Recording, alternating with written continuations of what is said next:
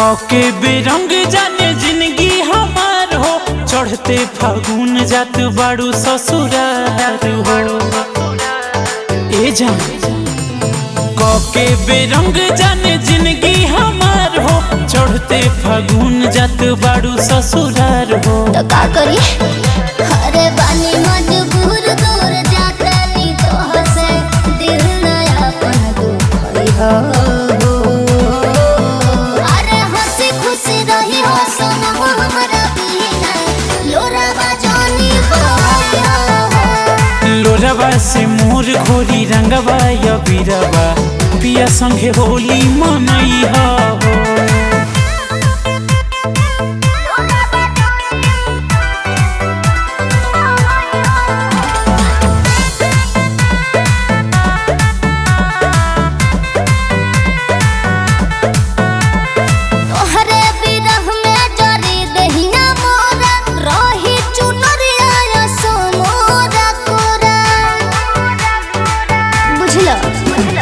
होता वे अंत बसंत के हमार हो, होली जान तू तो कैलू बेकार हो।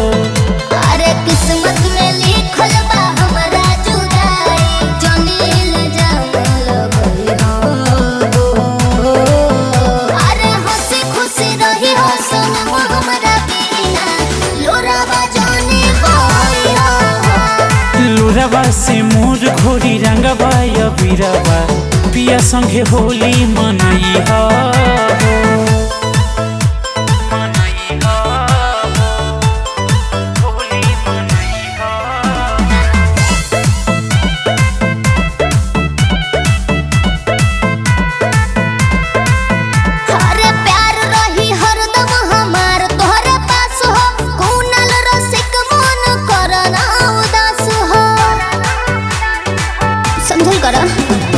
तड़प तड़प के सोना मरी जाइब, गाल में के करा गुलाल हम लगाइब।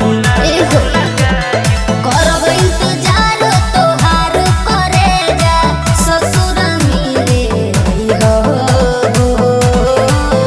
अरे हंसी खुशी रही हो सोना हमरा बिना लोरावा जानी बोया हो। लोरावा से मोर घोरी रंगवा या बीरवा, पिया संगे होली मनई हो।